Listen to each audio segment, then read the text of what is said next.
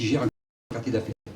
Donc je voulais juste remettre ça en clair par rapport aux pratiques à venir et aux solutions à venir à mettre en œuvre pour conduire des projets urbains d'envergure, parce qu'il y aura encore des projets urbains d'envergure. Alors le monsieur derrière.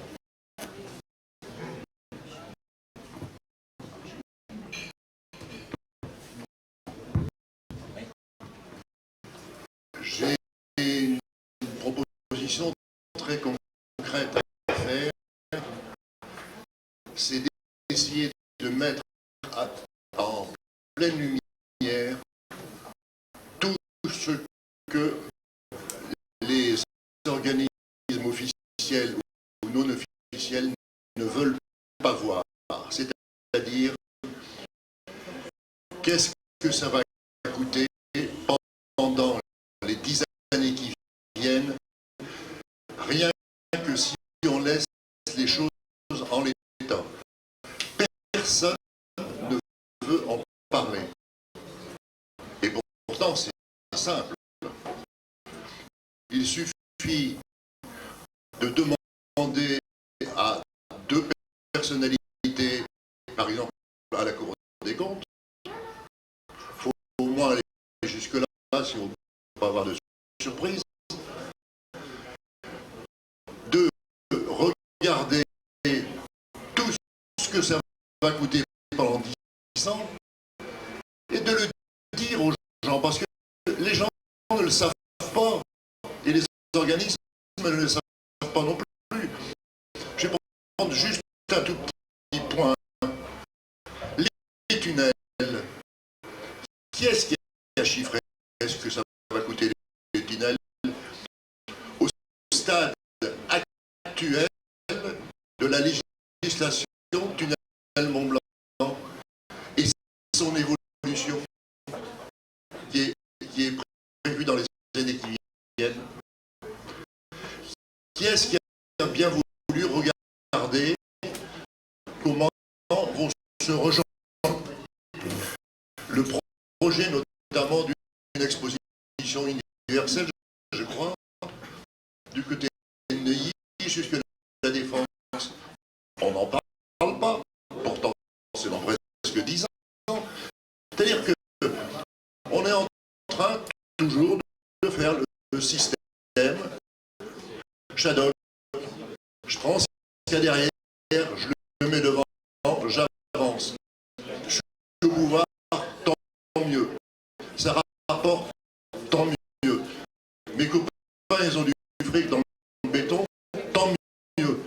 Ben, il faudrait que ça cesse. Et on va regarder combien ça coûte, parce que des euros, tout le monde sait ce que ça représente. Le reste, certaines idées et certains grands projets, c'est vraiment à côté de la plaque.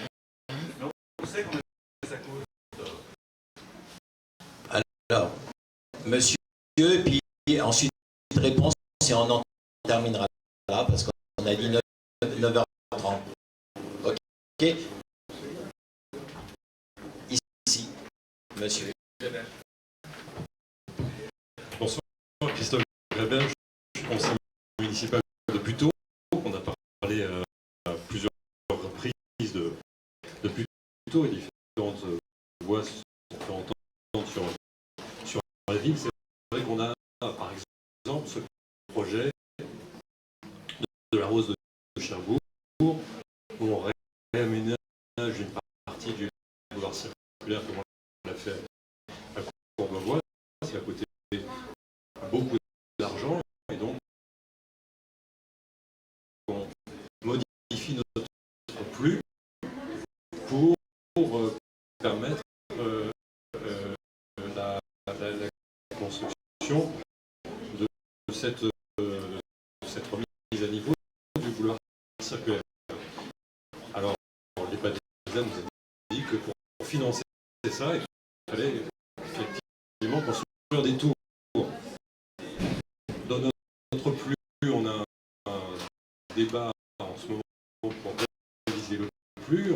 On a plutôt voulu limiter à 200 mètres la hauteur des tours.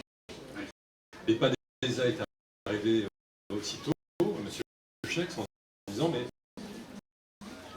200 mètres, c'est pas possible, on ne finance pas, donc c'est 300 mètres. Donc, presque 300 mètres. Et si vous n'acceptez pas ces 200 mètres, si vous n'acceptez pas ces 300 mètres, si vous nous imposez ces 200 mètres, eh bien, on ne finance pas la rénovation du boulevard circulaire. Et M. Chex dit qu'à la ville, aux élus, à une collectivité, on refuse à ce moment-là, on bloque le financement. Qu'est-ce que ça veut dire ça? Et ce soir, tout le monde a expliqué la même chose. C'est que les collectivités sont dépossédées de leur pouvoir territorial. La défense nous a été imposée. On n'a pas choisi.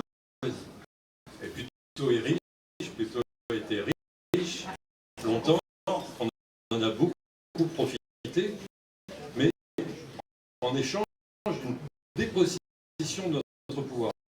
Et pareil qu'on peut voir pour Nanterre.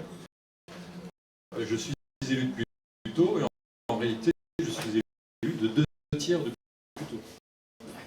Sur 1 tiers du Puteaux, je n'ai aucun pouvoir.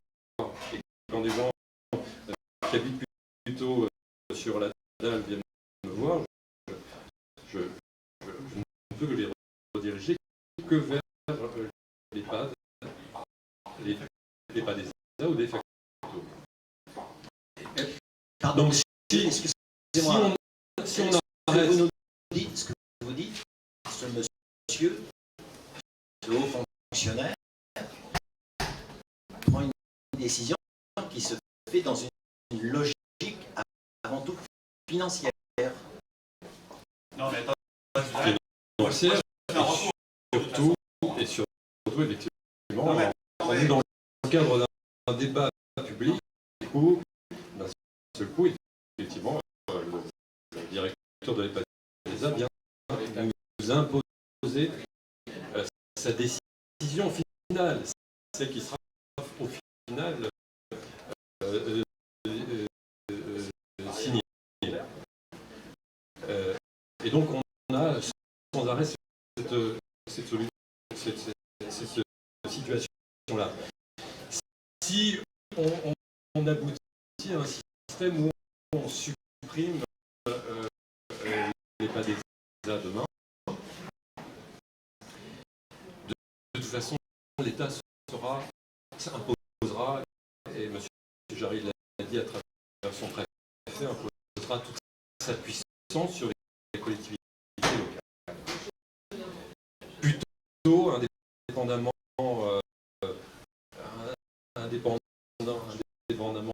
des autres, Courbevoie indépendamment des autres, Nanterre de la même façon, on sera trop faible face à l'État pour diriger quoi que ce soit sur ce territoire de la défense.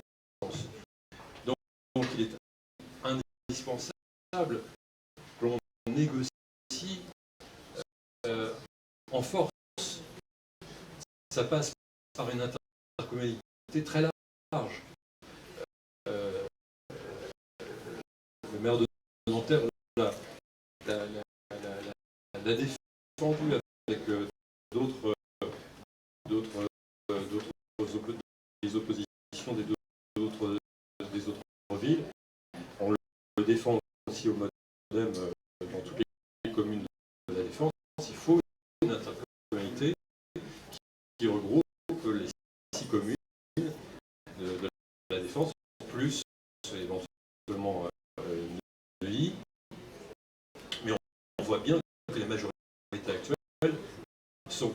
contre ce fait-là.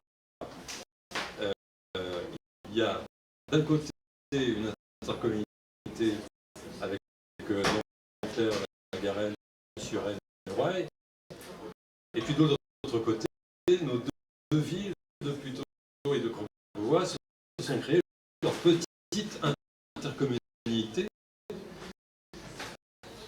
de défense, de sauvegarde de leurs intérêts particuliers. Et il y a des échéances prochaines aux élections municipales. Jean-André Lasserre l'a dit. C'est l'occasion, effectivement, ces élections de changer ces majorités et de mettre en place dans ces deux villes des majorités qui acceptent de rejoindre une plus vaste intercommunalité pour être en force face à l'État et sur les décisions que l'État continuera, malgré la disparition des paysages, ce n'est pas la solution miracle, de nous imposer. Il faut qu'on agisse ensemble, qu'on se regroupe, qu'on ait une communauté de projets sur qu'est-ce qu'on va faire de la défense, comment on ordonne ce quartier de la défense. Je voudrais finir sur une note positive, parce que, comme l'a dit M. Sylvain, la défense est là, c'est un fait, il faut le développer. Et moi, je considère que la défense est une chance pour notre territoire. Ce n'est pas un poids lourd, c'est pas un poids. C'est créateur de richesse, c'est créateur d'emploi, d'activité, de loisirs. On en profite tous finalement de la défense. On est quand même, malgré les nuisances, on en profite tous. Je crois qu'il faut qu'ensemble, on prévoit la défense de demain. Quand on dit qu'on n'arrive pas à trouver 300, 400 millions d'euros pour faire rénover les tunnels, excusez-moi, ce quartier crée des milliards d'euros, produit de la richesse. Donc on arrivera à les trouver. On peut trouver 30, 40 milliards d'euros pour construire le réseau express en Paris. On peut emprunter quelques centaines de millions d'euros sur 10 ans, 20 ans pour rénover. On a la capacité financière pour rénover ce quartier. Ce n'est pas un quartier qui meurt et qui va mourir. Mais il faut qu'il y ait effectivement une plus vaste intercommunalité, un vrai projet de 6 communes, plus Neuilly éventuellement, pour la défense de demain. Merci. Alors, madame, juste un mot.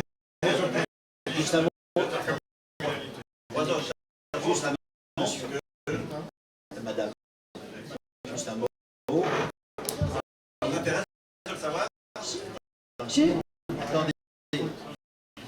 Je suis avec Christophe Grébert et je voudrais juste ajouter quelque chose justement sur le plus et dénoncer la majorité que nous avons en face de nous à Puteaux.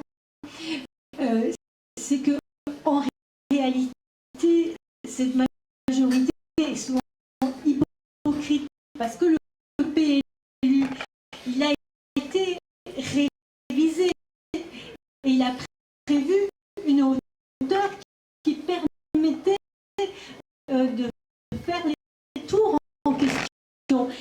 Et c'est ensuite, devant une certaine contestation de la population, que notre maire a décidé de modifier le PLU. Et dans le sens demandé par la population. Et du coup, l'EPADESA réagit parce que le projet était déjà parti sur la base d'une certaine hauteur. Donc c'est l'hypocrisie de certains maires, ceux contre lesquels celui contre celle contre laquelle nous nous battons, que je voudrais souligner. Bon, alors on va terminer. Je porte un recours. Je vous l'annonce. Pour les gens plus tôt, je ferai un recours contre cette limitation